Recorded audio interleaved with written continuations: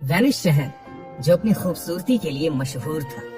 यहाँ की नहरें आईने की तरह चमकती, गलियों में हल्की हल्की हवा बहती और हर तरफ एक जादुई एहसास महसूस होता था। इसी शहर के बीचों बीच बना था किंग विलियम्स का पैलेस, जो अपनी राजसी ठाठ से सभी को अपनी ओर खींचता था। महल की दीवारें सफेद संगमरमर की बनी थी, जिन पर शाम की रोशनी गिरती तो वो सोने की तरह चमकने लगती थी। शाम के वक्त महल के बगीचे में खड़ी क्वीन सोफिया महल की चमकती दीवार को एकटक देखती जा रही थी। बस बहुत हुआ, अब और इंतजार सोफिया नहीं कर सकती। अब वक्त आ गया है इस राज्य को उसका नया राजा देने का। अपने दुपट्टे को झटकती हुई रानी सोफिया सीधा राजकुमारी रोज के कमरे में जाती है। मम्मा देखिए ना, पिताजी ने कितनी वैरायटी के कपड़े, क्राउन, सैंडल्स भिजवाए हैं मेरे लिए। इनमें से एक फाइनल करना होगा। कल मेरी ताजपोशी है, पर अकेले ये मुझसे नहीं होने वाला। मैं आपके पास ही आने वाली थी मम्मा, मेरी हेल्प कीजिए।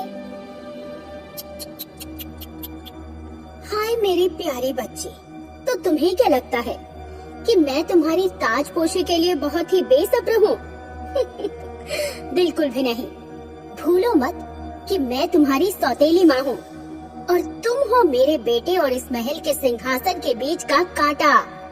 जिस लड़की के कारण मेरा हैरी राजगद्दी पर नहीं बैठ पा रहा, उसकी मदद करूंगी? बिल्कुल भी नहीं। अच्छा लगा ये सुनकर कि इस महल की रानी साहिबा और मेरी सौतेली माँ के मुंह से सच तो बाहर आया। यूँ तो आप मेरी मौसी भी हैं, पर वो रिश्ता भी आपसे निभाया नहीं गया। अच्छी तरह जानती हूँ मैं कि मेरी माँ की मौत के पीछे आपका ही हाथ था मौसी जी। और हाँ, जबान चलाने से पहले जरा सोच लीजिए, कल सिटी ऑफ वेनिस की नई रानी बनने वाली हूँ मैं। ताजपोशी होने वाली है मेरी। मैं चाहूँ तो होने वाली रानी के साथ बदसलूकी करने के जुर्म में आपको काल कोठरी की हवा खिला सकती हूँ। ताजपोशी कल है ना प्रिंसेस? अब कल सिंहासन पर आप बैठेंगी या मेरा बेटा? वो तो ये काली रात के बीतने पर ही पता चलेगा। ये कहकर रानी सोफिया रोज के कमरे से बाहर आ जाती है और जानबूझकर महल की सीढ़ियों से नीचे गिर जाती है। रानी को इस तरह लुढ़क कर सीढ़ियों से गिरता देख सभी नौकर सिपाही भागते हुए वहाँ आते हैं और रानी सोफिया को फौरन ही डॉक्टरों की निगरानी में ले जाया जाता है। आप ठीक तो है ना मम्मा? महाराज को छोड़कर बाकी सभी कमरे से बाहर जाएं। तुम भी हैरी, मुझे महाराज से बात करनी है। पर मम्मा, अभी आपकी तबीयत ठीक नहीं है। ये सिटी ऑफ वेनिस की रानी का आदेश है।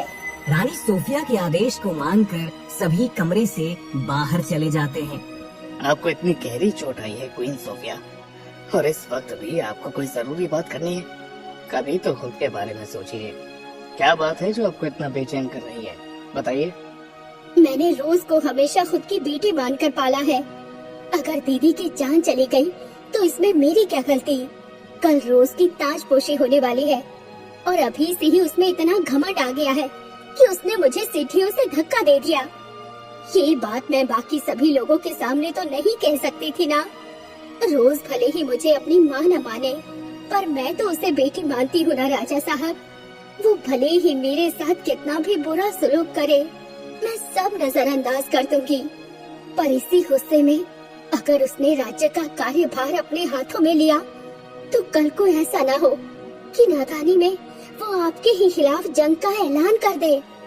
मुझे लगता है कि इस राज्य की जिम्मेदारी रोज के कमजोर कंधों पर डालने से पहले हमें उसे थोड़ा और वक्त देना चाहिए।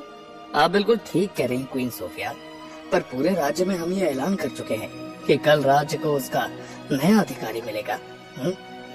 तो आपका खून ही तो है हैरी। कुछ समय के लिए हम उसे राजा घोषित कर देते हैं, फिर जब रोज राज्य का काम संभालने के लिए तैयार हो जाएगी तब हम उसे उसका सिंहासन लौटा देंगे। क्वीन सोफिया अपनी शतरंज की चाल ऐसी चलती है कि उसे अपनी सौतेली बेटी से छुटकारा भी मिल जाता है और हेनरी को राजगद्दी भी। अगली सुबह यहाँ राजमहल में हेनरी की ताजपोशी हो रही थी, तो दूसरी ओर गुस्से में किंग विलियम अपनी बेटी रोज को बिना किसी शाही ठाट बाट के साधारण वेशभूषे में महल से दूर एक अनजान गांव में भेजने का फरमान सुना देते हैं। मैंने कभी नहीं सोचा था कि डैडी मेरे साथ ऐसा करेंगे। मैं कभी वापस नहीं आऊंगी, कभी नहीं। महल के 2 नौकर राजकुमारी को दूर गांव में छोड़कर वापस आ जाते हैं। गांव में एक अनजान लड़की को देखकर एक किसान जॉन और उसकी पत्नी एला उसके पास जाते हैं। कपड़ों से तो तुम साधारण लगती हो, पर तुम्हारे चेहरे की चमक बता रही है कि तुम किसी आम घर की नहीं हो। क्या तुम अपने लोगों से बिछड़ गई हो? मैं जो भी थी वो मेरा अतीत था। फिलहाल मैं बेसहारा हूँ, पर मुझे खेती करनी आती है। क्या आप लोग मुझे काम दे सकते हैं? मेरे प्यारी बच्ची, हम तुमसे काम कैसे करवा सकते हैं? भगवान ने हम दोनों को बच्चा नहीं दिया था। इस बात के लिए मैं हमेशा भगवान से शिकायत करती थी। आज तो उसने मेरी इच्छा पूरी की है। अपनी बेटी से मैं काम कैसे करवा सकती हूँ? चलो, तुम मेरे साथ घर चलो। एला रोज को अपने घर ले जाती है।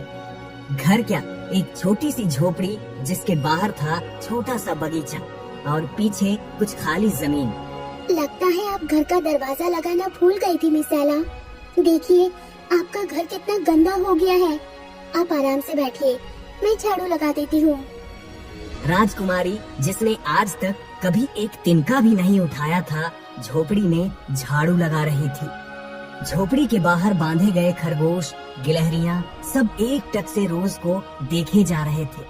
तुमने पहचाना इसे? ये तो राजकुमारी रोज है। तू ना सिर्फ चाल में मुझसे तेज है, बाकी दिमाग तेरा कमजोर ही है। मैंने तो राजकुमारी की गंध से ही पहचान लिया था कि ये कहीं की शहजादी है। न जाने कितने सालों से हमारे गांव में सूखा पड़ा हुआ है। अब राजकुमारी आ गई है ना, देखना दिन बदल जाएंगे। इसी तरह दिन बीत रहे थे। राजकुमारी सुबह सुबह भेड़, बकरियों और गायों को चराने लेकर जाती। लौटते वक्त जंगल से फल और लकड़ियाँ तोड़ कर लाती और जो कुछ भी मिलता उसी में गुजारा करती। रोज की तरह आज भी अपना उदास चेहरा लिए जॉन अपने घर वापस लौटता है। अब मैं हिम्मत हारने लगा हूँ एला। मुझे नहीं लगता कि हमारी जमीन पर कभी भी खेती हो पाएगी। अब इन मवेशियों को भी आजाद कर देना चाहिए। इन्हें भी कब तक ही खाना दे पाएंगे हम? हमें यहाँ से भेज दिया जाएगा। अब हम क्या करेंगे? भूखी मर जाऊंगी, पर यहाँ से नहीं जाऊंगी। एला और जॉन बहुत अच्छे हैं, और रोज भी। आप ऐसा क्यों सोचते हैं? मैं तो कहती हूँ, एक बार हमारी बेटी रोज को हमारी जमीन पर लेकर जाइए। हो सकता है इसके पैर पड़ने से जमीन फिर से हरी हो जाए। तुम चलोगे मेरे साथ रोज बेटा? सिर्फ चलूंगी नहीं अंकल जॉन, मैं आपके साथ खेती भी करूंगी। अगली सुबह कुदाल लेकर रोज जॉन के साथ उसकी बंजर जमीन पर चली जाती है। जैसे ही रोज जमीन पर कुदाल मारती है, ऊपर से बारिश होनी शुरू हो जाती है। वो जमीन जिसमें पिछले 5 सालों से पानी की एक बूंद नहीं मिली थी, पानी से भीग जाती है। अब हर रोज भी खेत पर आती और खेती करती। ऐसा कैसे हो सकता है? चावल के दाने के साथ धान में सोने भी निकल रहे हैं। तुम्हारे हाथ में तो जादू है रोज। रोज का हाथ लगने से अनाज के साथ साथ खेत में हीरे मोती की पैदावार होने लगी थी और साल भर के अंदर अंदर ही जॉन और एला राजाओं की तरह शानो शौकत वाली जिंदगी जीने लगते हैं। रोज का अपना महल होता है, अपना इलाका होता है। क्यों बनी, तुम्हें नहीं लगता कि रोज को अपने घर की याद आती होगी? मुझे लगता है कि हमें पंछियों की मदद लेकर रोज के घर को ढूंढने में उसकी मदद करनी चाहिए। तुम्हारे तो कोई खास दोस्त है ही नहीं, तुम महल के अंदर ही रहो। मैं जाता हूँ और चीपी चिड़िया से इस बारे में खबर लेकर आता हूँ। चीपी चिड़िया एक जासूस चिड़िया थी। वो उड़ती हुई सिटी ऑफ वेनिस में पहुंच जाती है और राजमहल के अंदर सोफिया और हेनरी के बीच की बातचीत को सुन लेती है।